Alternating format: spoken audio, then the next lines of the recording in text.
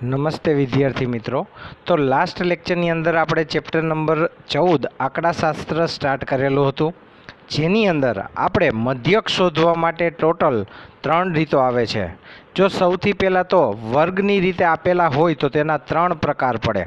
પહેલું પ્રત્યક્ષ રીતથી આપણે મધ્યક શોધી શકીએ છીએ, ત્યારબાદ ધારેલા મધ્યકની રીતથી મધ્યક શોધી શકીએ છીએ, અને પદ વિચલનની મદદથી પણ આપણે મધ્યક શોધી શકીએ છીએ।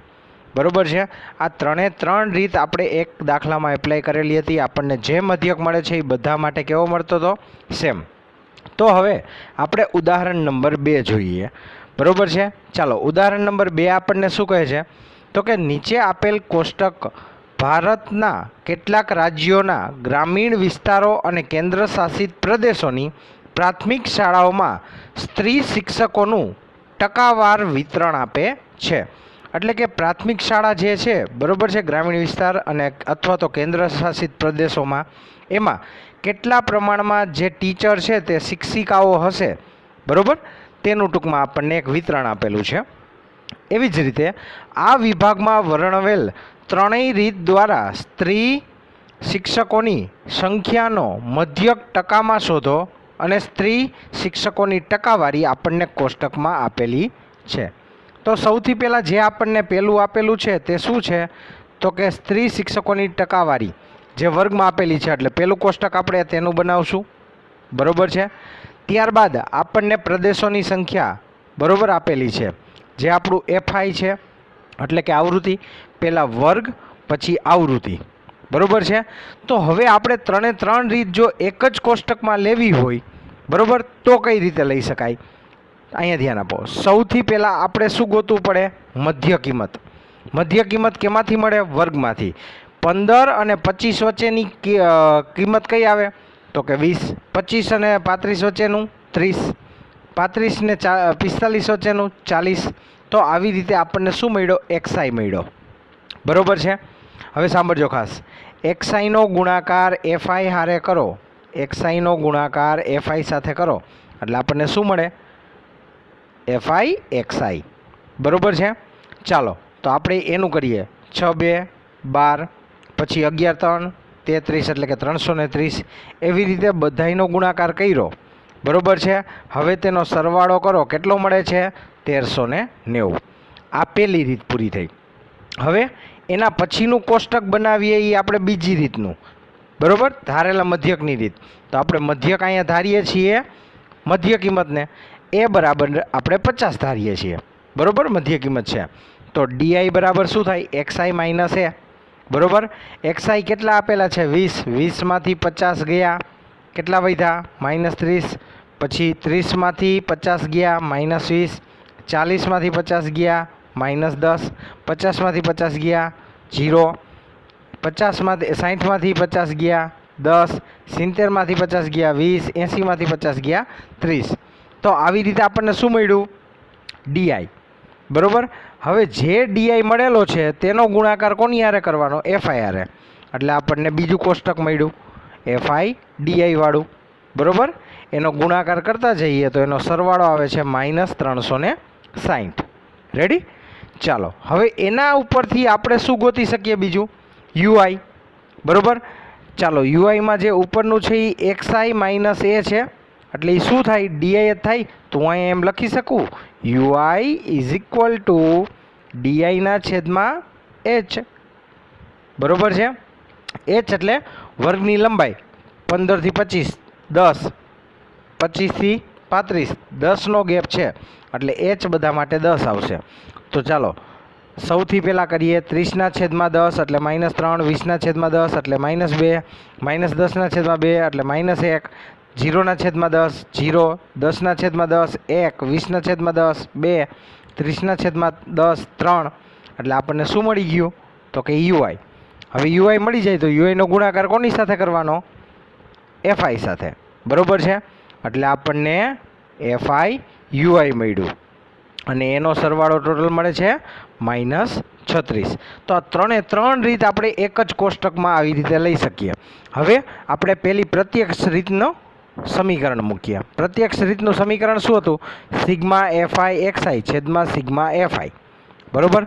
ચાલો સિગ્મા એફઆઈ આપણને કેટલું મળે છે 35 અને એફઆઈ એક્સઆઈ કેટલું મળે છે 1390 એટલે કે 1390/35 એટલે કે 39.71 બરોબર છે। આ પ્રત્યક્ષ રીતે આપણને આન્સર મળ્યો। હવે ધારેલા મધ્યકની રીતનું કરવાનું તો એનું સમીકરણ શું થાય મધ્યક એટલે કે x બાર બરાબર a plus sigma f i d i છેદમાં સિગ્મા એફઆઈ। ચાલો એની જગ્યાએ આપણે શું મૂકી દેશું 50 ધારેલા હતા જે આપણે અહીંયા જોઈ શકીએ છીએ। સિગ્મા એફઆઈ ડીઆઈ કેટલા છે -360 છેદમાં 35 360 છેદમાં 35 કરો એટલે કે 10.29 50માંથી 10.29 બાદ કરો એટલે 39.71 આવી ગયા બંને આન્સર સરખા। હવે ત્રીજી રીત પદ વિચલનની રીત।